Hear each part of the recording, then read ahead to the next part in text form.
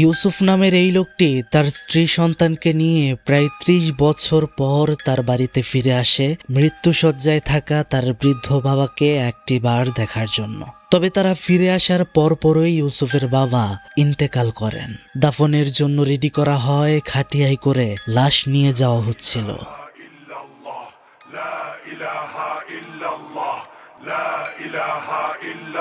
কিন্তু সেখানে ঘটে যায় এমন ভয়ঙ্কর আশ্চর্য ভীতিকর ঘটনা যার ব্যাখ্যা কারো কাছেই ছিল না। কবরের চারপাশ থেকে ভেতরে রক্ত জমা হচ্ছিল অনেক। কিন্তু কেন এসব হচ্ছে? কেন ইউসুফকে ছোট থেকেই তার বাড়ি থেকে অনেক দূরে পাঠিয়ে দেওয়া হয়েছিল? দিন যত যায় তারা বুঝতে পারে এই বাড়িটা একটা নরখাদকদের আড্ডাখানা। তারপর কি ঘটে তাদের সাথে? আমাদের আজকের আয়োজন সত্য ঘটনা থেকে অনুপ্রাণিত মালয়েশিয়ান হরর মুভি প্রেতালাপ প্রেজেন্স কিফারা অর্থাৎ কাফফারা বা প্রায়শ্চিত্ত। তো কি অবস্থা সবার? আমি শুভ্র থাকছি সম্পূর্ণ ভিডিও জুড়ে আপনাদের সাথে, আর আপনারা দেখছেন প্রেতালাপ। তাহলে চলুন চলে যাওয়া যাক ভয়ানক দুনিয়ায়, যেখানে আপনার ভয় করবে তার আগে চ্যানেলটি সাবস্ক্রাইব করে ফেলুন। সময়টা 1977।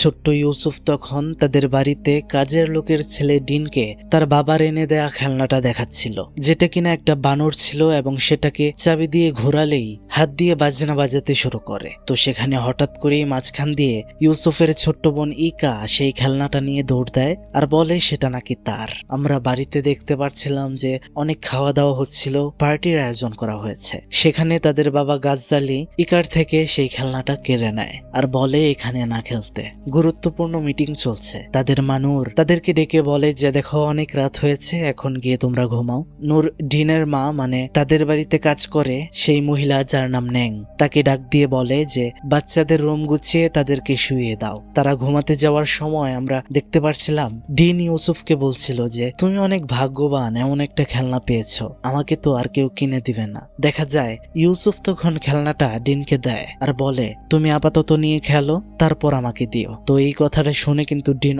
অনেক খুশি হয়ে যায়। এরপর দেখা যায় তাদের মা নূর তাদের দুই ভাই বোনকে ঘুম পাড়িয়ে সেখান থেকে চলে গেলে ঠিক রাত যখন 12টা তখন হঠাৎ করেই ইউসুফের ঘুম ভেঙে যায় আর পাশে চেয়ে সে দেখতে পারে ডিন সেই বানরের খেলনাটা তার দিকে এগিয়ে দিয়ে বলছে যে এটা নিয়ে নাও।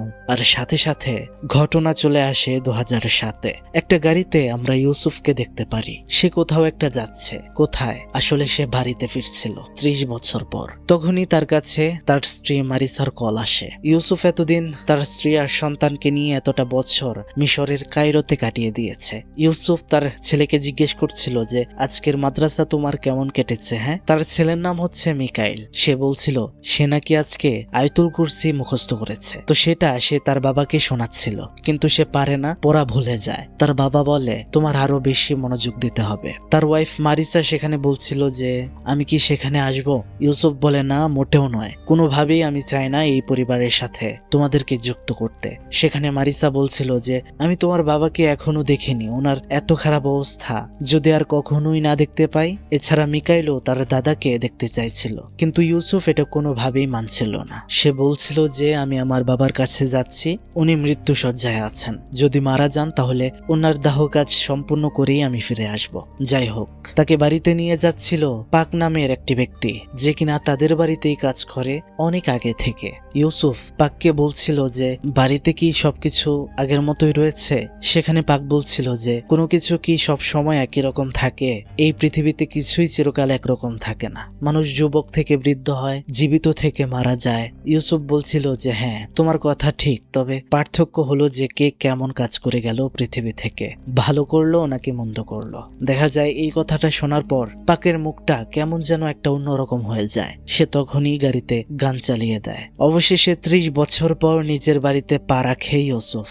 সবকিছু ঠিক আগের মতোই রয়েছে। তাদের বাড়ির কাজের মহিলা ন্যাং তাকে দেখে এগিয়ে আসে ব্যাগগুলো ভেতরে নিয়ে যাওয়ার জন্য। ইউসুফ বাড়িতে ঢোকার পর তার বোন ইকাকে দেখতে পারে, যে একা একা খেলছিল। সে তার বোনকে ধরতে চায়, কিন্তু তার বোন তার থেকে সরে যায়, বলে আমাকে স্পর্শ করবেন না। ইউসুফ বলতে থাকে, ইকা এটা আমি তোমার বড় ভাই। ইকা কিভাবে যেন বলে যে তুমি কিভাবে এলে এই বাড়িতে। ইউসুফ বলে আমি তোমার জন্য এখানে এসেছি, কিন্তু ইকা বলছিল তুমি চলে যাও, মা চায় না তুমি এখানে থাকো। ইউসুফ তখন তাকে ধরে জিজ্ঞেস করে, মা কি তোমার সাথে এখনো যোগাযোগ করে? হাত সরিয়ে ইকা বলে, মা এখানে আর নেই, সে পালিয়ে গিয়েছে, যেরকম করে তুমিও পালিয়ে গিয়েছিলে আমাকে একা রেখে এখানে। এই বাড়িতে আমি যাদেরকে ঘৃণা করি শুধু তারাই এখানে রয়ে গেছে। এটা বলে সে সেখান থেকে চলে যায়। ইউসুফ বুঝতে পারে তার বোনটা কেমন যেন পাগলের মতো হয়ে গিয়েছে। এরপরে দেখা যায় সেখানে একটা মহিলা আসে, যার নাম মাওয়ার। সে হচ্ছে গাজ্জালি মানে ইউসুফের বাবার দ্বিতীয় স্ত্রী, অর্থাৎ ইউসুফ আর ইকার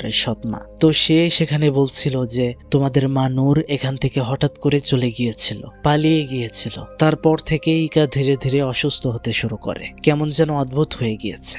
যাই হোক, মাওয়ারা বলছিল তুমি এতদিন পর বাড়িতে ফিরে এসেছো, এজন্য আমি অনেক খুশি। তোমার বাবা তোমাকে দেখতে পেয়ে অনেক খুশি হবেন। এখন তুমি নিজের ঘরে যাও, রেস্ট নাও, তোমার বাবা ঘুমাচ্ছেন, জেগে উঠলে আমি তোমাকে ডাকবো। যাই হোক, ইউসুফ যখন তাদের ঘরে যায়, যেখানে সে আর তার বোন থাকতো, সেখানে যাওয়ার পর সে দেখতে পারে দেয়ালের মধ্যে কালো রং দিয়ে অদ্ভুত সব অঙ্কন করা। এতদিন পর নিজের ঘরে আসার কারণে অতীতের স্মৃতিগুলো চোখের সামনে ভেসে উঠছিল। সেখানে তার বোন ইকা এসে বলছিল, এটা আমার রুম, এখানে ঘুমানো যাবে না, এখান থেকে চলে যাও। সেখানে তখন তাদের সৎমা মাওয়ার আসে, এসে ইউসুফকে বলে যে তোমার বাবা জেগে আছেন, এখন তার সাথে দেখা করতে পারো। ইউসুফ চলে যায় তার বাবা গাজ্জালির কাছে দেখা করতে। গিয়ে দেখে তার বাবা বিছানার মধ্যে পড়ে আছে। চেহারাটা একদমই অদ্ভুত হয়ে গেছে, ঘরটা অনেক অন্ধকার। সে ঘরের পর্দাটা সরাতে চায়। সৎমা মাওয়ার বলে ওঠে, পর্দাটা সরিও না, দিনের আলো পছন্দ করেন না তোমার বাবা। তার বাবার সামনে বসে বলতে শুরু করে, বাবা আমি জানতে চাই আমাকে এত বছর কেন দূরে রাখা হয়েছিল, কেন এই পরিবার থেকে আমাকে আলাদা করা হয়েছিল, আমার দোষ কি ছিল? মা কোথায় পালিয়ে গেল আর কেন গেল? একটা বারো এতদিন কেন আমার সাথে কেউ যোগাযোগ করলে না? আমাকে এইসবের উত্তর দিতেই হবে। তখন দেখা যায় তার বাবা গাজ্জালির চোখ খোলে, কিন্তু তার চোখগুলো হঠাৎ করেই বড় হয়ে যায়, আর আমরা দেখতে পারি সে ইউসুফের পেছনে দেখতে পাচ্ছে কোনো একটা ছোট্ট ছেলে দাঁড়িয়ে আছে, কিন্তু সেটা খুব ভয়ঙ্কর দেখতে ছিল। এটা দেখে গাজ্জালি খুবই ভয় পাচ্ছিল। ইউসুফ তখন বুঝতে পারে যে তার বাবা হয়তো এখনই মারা যাবে। সে তার বাবাকে কালেমা পাঠ করতে বলে, কিন্তু দেখা যায় সবকিছু আবারও স্বাভাবিক হয়ে যায়। কিন্তু এখানে লক্ষণীয় বিষয় হচ্ছে যে গাজ্জালির দ্বিতীয় স্ত্রী মানে মাওয়ারের চেহারা দেখে সেখানে এমন মনে হচ্ছিল যে তার স্বামী মরলো না বাঁচলো এটাতে তার বিন্দুমাত্র কিছু যায় আসে না। সেই ঘর থেকে ফিরে আসার সময় ইউসুফ ডিনের সাথে খেলা করার সেই ছোট্টবেলার মুহূর্তগুলো তার মনে পড়ে যাচ্ছিল, যেখানে তারা লুকোচুরি খেলতো। তো হঠাৎ করেই পেছনের উপরের তলার দরজাটা খুলে যায়।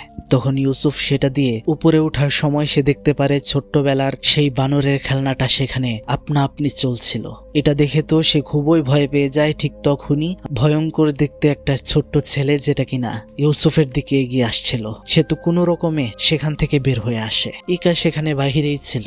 ইউসুফের অবস্থা দেখে সে হাসতে হাসতে বলছিল যে তুমি কি এখনো ছোটবেলার মতো লুকোচুরি খেলো নাকি? রাতের খাবারের সময় সেখানে মাওয়ার বলছিল যে ইউসুফ তোমাদের মায়ের থেকে আমার বানানো রান্না কেমন লেগেছে আজকে খেতে? তার থেকে কি ভালো নয়? ইউসুফ বলছিল যে তিনি হচ্ছেন আমার মা, মায়ের জায়গাটা কেউ নিতে পারবে না। মাওয়ার বলে তা ঠিক, কিন্তু তিনি তো তোমাদেরকে রেখে পালিয়ে গেছে, বেঁচে আছে কিনা এটাও জানা নেই। সেখানে ইকা বলছিল, আরে আমি তো আমার মায়ের সাথে প্রতি রাতে দেখা করি পাশেই একটা গাছের নিচে, কিন্তু তার এই কথাটা কেউ তেমন একটা পাত্তা দেয় না। ঘুমানোর আগে ইউসুফ তার স্ত্রী মারিসার সাথে একটু কল করার চেষ্টা করছিল, কিন্তু বাড়িতে কোনো জায়গা থেকেই নেটওয়ার্ক লাগছিল না। সেখানে সে ছাদ থেকে দেখতে পারছিল নিচে তার সৎমা মাওয়ার বাহিরে গিয়েছে ফুল তুলতে। তার কাছে বিষয়টা আশ্চর্য লাগে। দিন দিন কেন যেন তার মা আরো যুবতী হয়ে উঠছে। ইউসুফ সেদিন ঘুমানোর পর একটা অদ্ভুত ব্যাখ্যা ব্যাখ্যাহীন স্বপ্ন দেখেই ইউসুফের ঘুম ভাঙে। যে স্বপ্নটা সে মাঝে মাঝেই দেখে। তবে ঘুম থেকে ওঠার পর সে শুনতে পায় সামনে রাখা একটা বাক্স থেকে আওয়াজ আসছে, আর সেটা খোলার পর সে তো অবাক হয়ে যায়। সেখানে সেই বানরের খেলনাটা ছিল যেটা আপনা আপনি বেজে যাচ্ছিল। হঠাৎ করেই তখন জানালাটা খুলে যায়। ইউসুফ সেটা লাগাচ্ছিল। মিশরে থাকাকালীন কায়রো শহরে ইউসুফ ইসলামিক স্টাডি নিয়ে ভীষণ লেখাপড়া করেছে, তো বলাই যায় তার ভেতরে ইসলামিক জ্ঞান ভালোভাবেই রয়েছে। হঠাৎ করে সেই পুতুল চলতে শুরু করা আর মাঝে মাঝে কিছু ঘটনায় সে বুঝতে পারে যে এগুলো স্বাভাবিক কোনো কিছু নয়। দেখা যায় সে কোরআনের আয়াত তেলাওয়াত করতে শুরু করে, আর তার পেছনে আমরা দেখতে পাচ্ছিলাম একটা হাত তাকে ধরতে চাইছিল, কিন্তু এই কোরআন তেলাওয়াতের বদলতে সবকিছুই স্বাভাবিক হয়ে যায়। পরদিন সকালে ইউসুফের ঘুম ভাঙলে সে বাইরে গিয়ে অবাক হয়ে যায়। দেখতে পারে তার স্ত্রী মারিসা আর মিকাইল এখানে চলে এসেছে তাকে না বলে। তার সৎমা মাওয়ার তাদের সাথে গল্প করছে। সে তার স্ত্রী মারিসাকে ঘরে নিয়ে এসে বলছিল, আমি বারবার না করার পরেও তুমি মিকাইলকে নিয়ে কেন এখানে এসেছো? আমার কথার কি কোনো মূল্য নেই? মারিসা বলছিল, আমি ভেবেছিলাম আমি তোমাকে সারপ্রাইজ দেব, তুমি খুশি হবে। ইউসুফ রেগে গিয়ে বলে, তুমি এটা মোটেও ঠিক করনি। তোমার এমন অনেক কাজ আছে যেগুলো আমি মানতে পারি না, যেরকমটা তোমার একটা পুরুষের সাথে সম্পর্কও ছিল। এই কথা শোনার পর মারিসার মনটা খারাপ হয়ে যায়। তখন মারিসার মন খারাপ দেখে ইউসুফ বলে, দুঃখিত, আমি কথাটা এইভাবে বলতে চাইনি, কিন্তু তোমরা এখানে এসে ঠিক করনি। মারিসা বলে, আমি তো তোমার স্ত্রী, তুমি জানো আমার কোনো পরিবার নেই, তুমিই তো আমার পরিবার, তোমার পরিবার আমার পরিবার। আমি চেয়েছি আমার শ্বশুরকে দেখার জন্য। এরপর দেখা যায় ইউসুফ তার বাবার রুমে মারিসাকে নিয়ে যায় দেখা করানোর জন্য। গাজ্জালি বিছানায় পড়ে আছে। তাকে দেখে বোঝা যায় পৃথিবীতে তার বেঁচে থাকার প্রতিটা সেকেন্ড খুব কষ্টকর। সেখানে মারিসা গিয়ে বলছিল, বাবা, আমি আপনার ছেলের বউ। মারিসা মিকাইলকে দেখিয়ে বলছিল যে এই যে দেখেন, এটা আপনার নাতি। তখনই আমরা দেখতে পারি মিকাইলকে দেখে অনেক উত্তেজিত হয়ে যায় গাজ্জালি। সে ভয় পেতে শুরু করে। ইউসুফ বুঝতে পারে তার বাবা মরণের সন্ধিক্ষণে। তার বাবাকে সে কালিমা পড়াতে চেষ্টা করে, কিন্তু তখন তার বাবা তার কানে শুধু একটা কথাই বলে, সেটা হচ্ছে সাপ। তার বাবা একটা সাপের কথা বলছিল, কিন্তু ইউসুফ কিছুই বুঝতে পারছিল না। এটা বলেই গাজ্জালি তার শেষ নিঃশ্বাস ত্যাগ করে।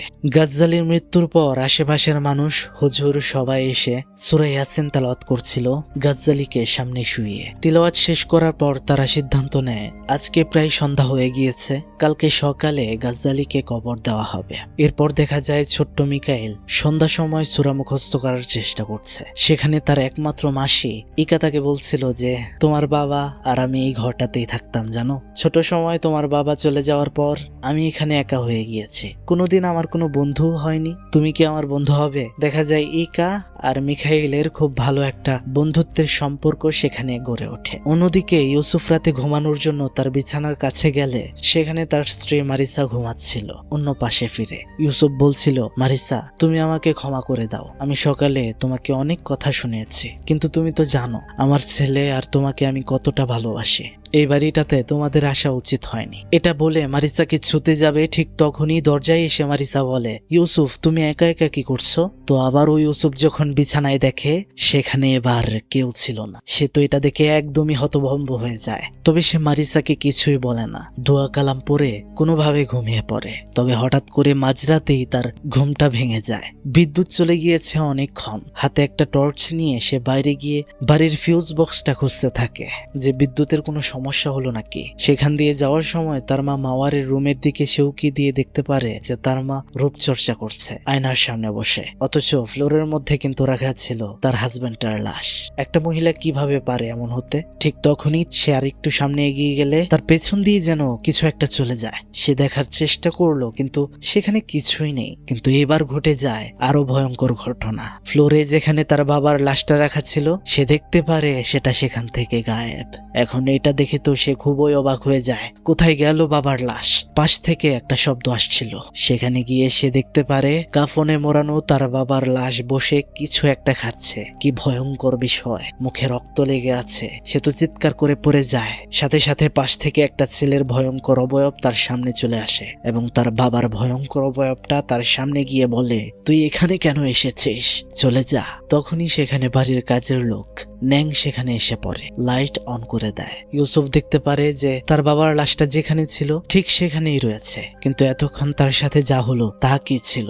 এই ঘটনা ঘটার পর ইউসুফ অনেকটা ভয় পেয়ে যায়। এরপর দেখা যায় পাক বাহির থেকে ইকাকে ঘরে নিয়ে আসছে আর ন্যাংকে বলছে যে যাও ইকাকে নিয়ে তার রুমে দিয়ে আসো। ইউসুফ তখন পাককে জিজ্ঞেস করে যে বিষয়টা কি হয়েছিল, ইকা বাহিরে কেন? পাক বলে ইকা বাহিরে একটা গাছের নিচে দাঁড়িয়েছিল, এটা সে ঘুমের ঘোরে মাঝে মধ্যেই করে। ইউসুফ বলছিল যে এটার চিকিৎসা কেন হচ্ছে না? পাক বলে যে তোমার সৎমা মাওয়ার ডাক্তারের চিকিৎসা পছন্দ করে না, তিনি প্রতিদিন দুধ আর মধু দিয়ে কোনো একটা ওষুধ বানিয়ে ইকাকে খাওয়ায়, আর তিনি বিশ্বাসও করেন যে এটাতে ইকা ভালো হয়ে যাবে। এইসব কথা ভালো লাগছিল না ইউসুফের। ইউসুফ বলে ইকা তো বলেছিল আমাকে সে নাকি বাহিরে মায়ের সাথে দেখা করতে যায়। পাক বলে আরে না, সে এমনি একা একা গিয়ে দাঁড়িয়ে থাকে, তোমার মা সেখানে কিভাবে থাকবে, উনি তো বহু বছর আগে পালিয়ে গিয়েছিল।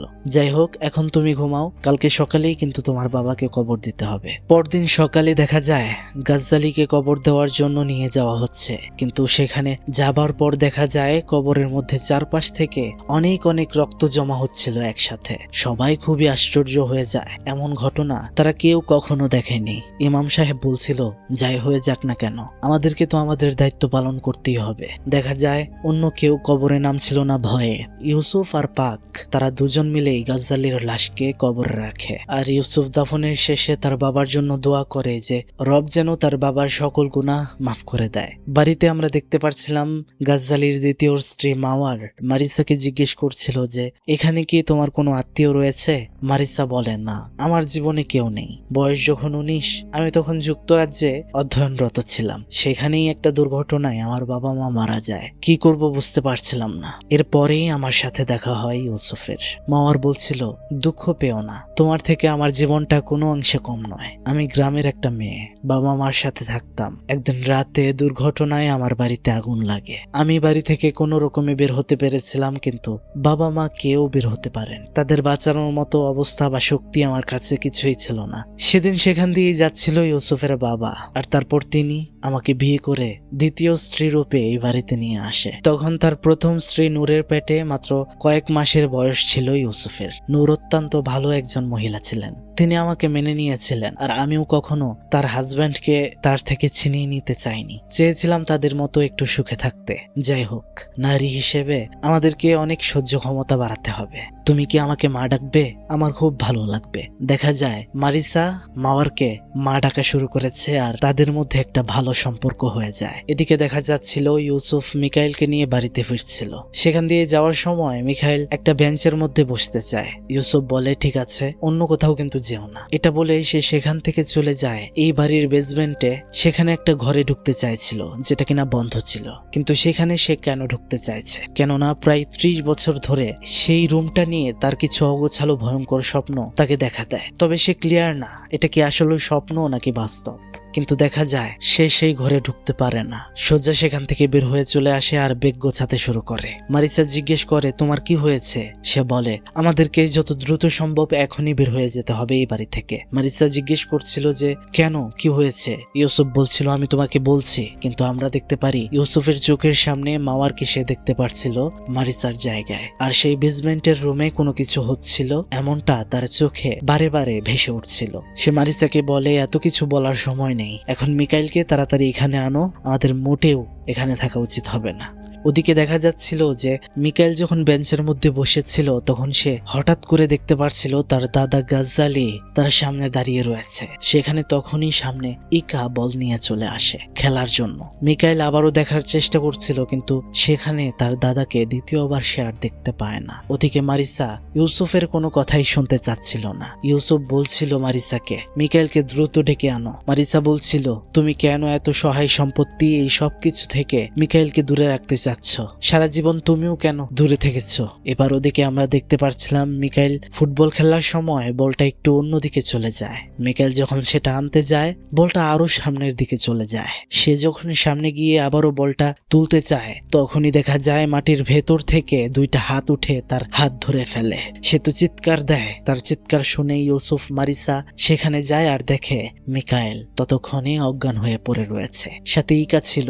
ইউসুফ ইউসুফের মনে হয় তার বোন ইকা হয়তো মিকাইলের সাথে কিছু করেছে। দেখা যাচ্ছিল মিকাইল কোনোভাবেই চোখ খুলছিল না। তাকে বাড়ির ভেতরে নিয়ে আসলে ইউসুফ বারবার বলছিল যে অ্যাম্বুলেন্স আনার জন্য, তবে সেখানে মাওয়ার এসে বলে কিছুই করার প্রয়োজন নেই, তাকে একটু বিশ্রাম নিতে দাও, আমিই তাকে সুস্থ করে তুলবো। ইউসুফ সেখানে বলছিল যে এটা ডাক্তারের কাজ, কবিরাজি বা অদ্ভুত চিকিৎসার কোনো প্রয়োজন নেই। কিন্তু সেখানে মারিসা মাওয়ারের কথায় একমত ছিল, তাই ইউসুফ আর কিছুই বলতে পারে না। সন্ধ্যা সময় দেখা যায় হালকা একটু কবিরাজি চিকিৎসা দিয়ে মিকাইলের জ্ঞানটা ফিরিয়ে আনে মাওয়ার, আর সে এখান থেকে চলে যায়। তবে এখনো মিকাইলের প্রচুর জ্বর ছিল। ইউসুফ সেখানে একটা বিষয় লক্ষ্য করে, সেটা হচ্ছে মারিসা মাওয়ারকে মা ডাকা শুরু করেছে। সে বলছিল যে মারিসা তুমি মাওয়ারকে আর মা ডেকো না, কিন্তু মারিসা তার কোনো কথাই শোনে না। ইউসুফ তখন চলে যায় পাকের সাথে দেখা করতে আর জিজ্ঞেস করে যে আপনার কাছে কি বেসমেন্টের চাবিটা আছে? পাক এই কথাটা শুনে বলে আরে না, ওটা আমার কাছে নেই, ওটা তো মাওয়ারের কাছে থাকে। কেন, সেটা দিয়ে কি করবে?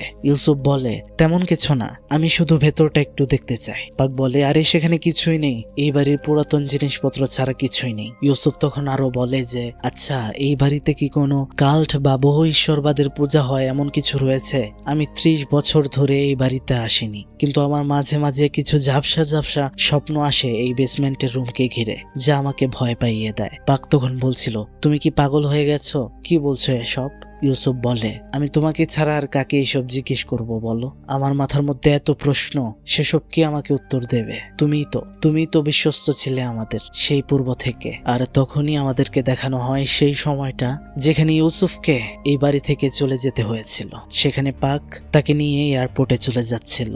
ইউসুফ সেখানে পাককে জিজ্ঞেস করছিল যে মা কোথায়, আমরা কোথায় যাচ্ছি? পাক বলেছিল যে এয়ারপোর্টে গিয়ে তোমার মায়ের সাথে তোমার দেখা হবে, কিন্তু ইউসুফের এখন পর্যন্ত আর দেখা হয়নি তার মায়ের সাথে। সে পাককে জিজ্ঞেস করে আবার যে আমাকে কেন বাড়ি থেকে দূরে পাঠানো হয়েছিল, আর আমার মাকে আমি আর কেন এয়ারপোর্টে পাইনি? পাক বলে আসলে তখন তোমার বাবা যা বলেছিল আমি তখন তাই করেছি। তোমার মা পালিয়ে গিয়েছিল, সে সেটা কেন করেছিল এটা আমি এখনো জানি না। যাই হোক, আজকে রাতে মসজিদের মধ্যে তোমার বাবার জন্য কিছু দোয়া মাহফিলের আয়োজন করেছিলাম আমি, সেখানে কিন্তু তোমাকে যেতে হবে, রেডি থেকো। তারপর আমরা দেখতে পাচ্ছিলাম ইউসুফ তার বোনের কাছে গিয়ে মাপ চায়। তার বোনকে সে বলছিল আমি মনে করেছিলাম তুমি মিকাইলের এই অবস্থার জন্য দায়ী, কিন্তু তুমি এটা করতে পারো না। সেখানে ইকা ইউসুফকে বলে তোমরা তো এখান থেকে চলেই যাবে তাই না? আমাকে একা রেখে এই পৃথিবীতে আমার রক্ত হিসেবে তুমি বেঁচে আছো, তুমি যদি চলে যাও আমি আবারও একা হয়ে যাব, একা থাকতে হবে। এদিকে আমরা দেখতে পাচ্ছিলাম সেদিন ছিল ব্লাড মুন অর্থাৎ রক্তিম চন্দ্রগ্রহণের রাত। তো দেখা যায় মিকাইল তার দাদাকে স্বপ্ন দেখে ঘুম থেকে উঠে পড়ে। পাশেই সে দেখতে পারে সেই বানরের খেলনাটা চলতে শুরু করেছে হঠাৎ করে, আর আলমারিটাও খুলে যায়, সেখান থেকে একটা ভয়ঙ্কর কিছু উকি দিচ্ছিল। সে তো খুবই ভয় পাচ্ছিল, আর তখনই একটা ছেলের ভয়ঙ্কর অবয়ব বিছানার নিচ থেকে তার সামনে চলে আসে। সে তো চিৎকার দিয়ে উঠে পড়ে, মানে সে এতক্ষণ স্বপ্ন দেখছিল। তার মা মারিসা তাকে কোনো রকম আবারও ঘুম পাড়িয়ে দেয়। অন্যদিকে আমরা মসজিদে দেখতে পাচ্ছিলাম পাক আর ইউসুফকে, যেখানে গাজ্জালের জন্য দোয়া মাহফিলের আয়োজন করা হয়েছে। মারিসা বাড়িতে কিছু অদ্ভুত শব্দ শুনতে পাচ্ছিল, সে তখন নিচে নেমে আসে, আর সেখানে সে যা দেখতে পারে তা দেখার জন্য সে মোটেও প্রস্তুত ছিল না। সে দেখতে পারে কালো কোট পরা কয়েকটা লোক সেখানে খাবারের টেবিলে বসে মানুষের মাংস খাচ্ছিল। এসব দেখে তো তার মাথায় নষ্ট হয়ে যায়, বমি পেতে শুরু করে। সে কি করবে বুঝতে পারছিল না। ঠিক তখনই পেছন থেকে মাওয়ার চলে আসে আর বলে মারিসা আমাদের সাথে তুমি ডিনারে যোগ দাও কেমন? এখানে যাদেরকে দেখতে পারছো তারা সবাই আমার আত্মীয়, আমার গ্রুপের। এখন মারিসা তো সেখান থেকে পালিয়ে যাওয়ার চেষ্টা করছিল, কিন্তু দেখা যায় তাকে সেখানেই অজ্ঞান করে ফেলা হয়। এদিকে আমরা দেখতে পারি মসজিদ থেকে পাক আর ইউসুফ বাড়িতে ফিরছিল। সেখানে পাক ইউসুফকে বলতে শুরু করে সত্য একটা ঘটনা, যেটা কিনা পুরো কাহিনীটাকেই বদলে দেয়। সে বলে আমি তোমাকে সব বলতে চাই, নয়তো আমি মরে গিয়েও শান্তি পাবো না। সে বলে তোমার বাবা দ্বিতীয় বিয়ে করে মাওয়ারকে এই বাড়িতে আনার পর বাড়ির পরিবেশটাই সম্পূর্ণ পাল্টে গিয়েছিল। সে কোনো সাধারণ মহিলা ছিল না বা নয়, সে হলো শক্তিশালী একজন শয়তানের পূজারী আর শামান। তোমার বাবা মা সহ আমি আর ন্যাং সবাইকে সে বশ করে নিয়েছিল। সে খারাপ এটা জানার পর আমরা কোনো প্রতিবাদ করতে পারিনি, সে এতটাই শক্তিশালী ছিল। তারপরেই সে এই বাড়িতে শয়তানের পূজারীদেরকে নিয়ে এখানে আস্থানা তৈরি করে। তাদের কাজ হচ্ছে প্রতি পূর্ণিমাতে মানব ছেলেকে বলি দেওয়া আর মাংস খাওয়া। পাক আরো বলছিল, ইউসুফ তুমি বলো না যে মাঝে মাঝে তুমি অদ্ভুত কিছু স্বপ্ন দেখো, চোখে ভাসে। তুমি কি জানো সেটা স্বপ্ন নয়, সেটা ছিল বাস্তব। 30 বছর আগে তারা যখন শয়তানের পূজা করছিল সেখানে তোমার থাকার কথা ছিল না, কিন্তু তুমি দরজার ফাঁক দিয়ে এসব দেখছিলে। সেখানে তারা এই বাড়ির কাজের মহিলা মানে ন্যাংয়ের ছেলে ডিনকে সেখানে বলে দিয়েছিল। তুমি যেহেতু সবকিছু দেখে ফেলেছিলে, সেদিন মাওয়ার চেয়েছিল তোমাকেও বলে দিতে, কিন্তু তোমার মা নূর এতদিন চুপ থাকলেও সেদিন আর চুপ থাকে না। তার ছেলের বলি হবে সেটা সে মানতেই পারেনি। নূর মাওয়ারকে বলছিল, তুই একটা ডাইনি, তুই আমাদের বাড়িতে এসে এত কিছু করেছিস, তাও কিছু বলিনি, কিন্তু আজ তুই আমার ছেলেকেই শেষ করতে চাইছিস, তুই এখান থেকে চলে যা। কিন্তু মাওয়ার সেদিন তোমার মা মানে নূরকে ছুরিকাঘাত করে মেরে ফেলেছিল। তোমার বাবা তোমাকে বাঁচাতে তখন এই সিদ্ধান্ত নেয়, তোমাকে এই বাড়ি থেকে যত দ্রুত দূরে পাঠিয়ে দেওয়া সম্ভব সেটাই করে তোমার বাবা। তোমার বাবার কথা মতো আমি তাই করি। আজকে তোমার মায়ের বিসর্জনের জন্যই তুমি জীবিত রয়েছ।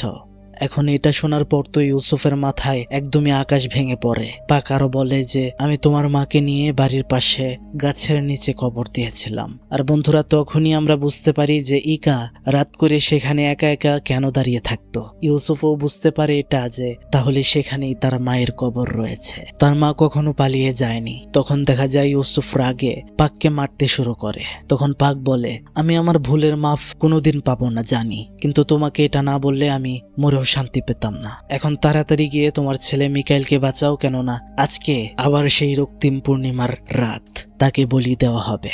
আর তোমাদেরকে এখানে আনানোই হয়েছে মিকাইলকে যেন বলি দিতে পারে তারা। এখন ইউসুফ এটা শুনে তো বাড়িতে দৌড়ে চলে যায় তার ছেলেকে বাঁচানোর জন্য। কিন্তু আমরা দেখতে পাচ্ছিলাম পাক গোরস্থানের দিক দিয়ে যখন যাচ্ছিল, তখন অনেক অনেক ছেলের ভয়ঙ্কর অবয়ব তার সামনে চলে আসছিল, যাদের প্রতি বছর পূর্ণিমাতে বলি করা হয়েছে। এরা ছিল তাদের এই আত্মা। তখন দেখা যায় তাকে টেনে ওরা কবরের ভেতরে ফেলে দেয়, আর সেখানে অনেকগুলো লাশের হাত পাককে ধরে ফেলে, আর মাটি ফেটে সেখান থেকে বের হয়ে আসে নূরের আত্মা, মানে ইউসুফের মায়ের ভয়ঙ্কর অবয়ব। সেটা তার দিকে আসছিল, কিন্তু সেটা কেন পাককে মারতে যাচ্ছে? পাকের তো কোনো দোষ ছিল না, সে তো এসবের শিকার ছিল। আসলে বন্ধুরা, পাকও ভুল করেছিল। যখন সে নূরকে কবর দিচ্ছিল, সে দেখতে পেয়েছিল নূর জীবিত ছিল, কিন্তু তাও পাক তাকে কবর দিয়েছিল বাঁচানোর উপায় থাকতেও। এবার দেখা যায় সেই কবরের ভেতরেই পাককে নূরের আত্মা ভয়ঙ্কর ভাবে শেষ করে দেয়। অন্যদিকে দেখা যায় সেই বাড়ির বেসমেন্ট ভেঙে ভেতরে ঢুকতেই ইউসুফ দেখতে পারে এই অবস্থা, কিন্তু তাকে সাথে সাথেই অজ্ঞান করে ফেলা হয়। জ্ঞান ফিরলে সে দেখতে পারে তার স্ত্রী মারিসাকে বেঁধে রাখা হয়েছে। মিকাইলকে বলির জন্য খুব সুন্দর করে শুইয়ে বেঁধে রাখা হয়েছে। আর সেখানে সে জানতে পারে যে তার বাবা তাকে এখানে ফিরে আসতে বলেনি, কখনো বলতো না। মাওয়ার তাকে দিয়ে বলিয়েছিল এখানে আসতে, যেন ইউসুফ তার পরিবার আর মিকাইলকে নিয়ে এখানে আসে, আর এই পূর্ণিমাতে তারা মিকাইলকে বলি দিতে পারে। তখন দেখা যায় মাওয়ার একটা মন্ত্রসিক্ত কাগজের টুকরো খেয়ে ফেলে, আর এতে তার ভেতরে চলে আসে ভয়ঙ্কর শয়তান। চোখ হয়ে যায় একদমই কালো বর্ণের। সে বলি দেওয়ার জন্য একটা তরবারি নিয়ে মিকাইলের কাছে এগিয়ে যায়। তখন ইউসুফ বলে ওঠে, তুমি পারো না এটা করতে, সে গাজ্জালির নাতি। আর তখনই এখানে একটা টুইস্ট রিভিল হয়। মাওয়ারের ভেতরের শয়তানটা উড়ে উড়ে তাদের সামনে চলে আসে আর হাসতে হাসতে বলে, এটা কি গাজ্জালির নাতি? মারিসাকে জিজ্ঞেস করে, সত্যি করে বল, এটার পরিচয় কি? তখন দেখা যায় মারিসা কাঁদতে কাঁদতে বলে, আমাকে মাফ করো ইউসুফ, কিন্তু মিখাইল তোমার ছেলে নয়। এখন এটা শোনার পর তো ইউসুফের মাথা আরো নষ্ট হয়ে যায়। আসলে এই সন্তানটা ছিল মারিসার প্রাক্তন প্রেমিকের। তাদের সম্পর্কের কথা যদিও জানতো ইউসুফ, কিন্তু এটা জানতো না যে যে বাচ্চাটা মারিসার পেটে এসেছিল সেটা তার নয়। সেখানে মাওয়ারের ভেতরের শয়তানটা ইউসুফকে বোঝানোর চেষ্টা করছিল যে মারিসা তোমাকে ঠকিয়েছে, তার বেঁচে থাকার কোনো অধিকার নেই, তুমি তাকে মেরে ফেলো। মানে শয়তান ইউসুফকে ম্যানিপুলেট করার চেষ্টা করছিল যেন সে আল্লাহর রাস্তা থেকে ফিরে আসে। কিন্তু ইউসুফ তো ধার্মিক, সে কোনো অন্যায় করতে পারে না। মারিসা তো ভয় পাচ্ছে, এবার কি হয়? ইউসুফ বুঝতে পারছিল না যে কি করবে। তখন সে লক্ষ্য করে যে মাওয়ারের হাতে সাপের মতো একটা ব্রেসলেট, আর তখনই তার মনে পড়ে যায় তার বাবা মারা যাওয়ার আগে একটা সাপের কথা বলে গিয়েছিল। একটা কথা আছে না যে জ্ঞানীর জন্য ইশারাই যথেষ্ট, বিষয়টা এমন। তো ইউসুফ এটা বুঝতে পেরে সে কি করে, মাওয়ারের হাতের সেই ব্রেসলেটটা ভেঙে ফেলে। আর তখনই দেখা যায় মাওয়ার কাঁপতে কাঁপতে নিচে পড়ে যায়। অন্য শয়তানের পূজারী যারা ছিল তারা এক এক করে ইউসুফের উপরে অ্যাটাক করে। দেখা যায় সেখানে অনেক ফাইট হচ্ছিল, অনেক কষ্ট করে ইউসুফ সবাইকে হারাতে পারে। তখনই সেখানে আরেকটা জিনিস ঘটে, দেখা যায় মাওয়ার সেখানে তার আগের মানে আসল রূপে ফিরে এসেছে, অর্থাৎ সে বৃদ্ধ হয়ে গিয়েছে। আসলে এটাই ছিল তার আসল রূপ।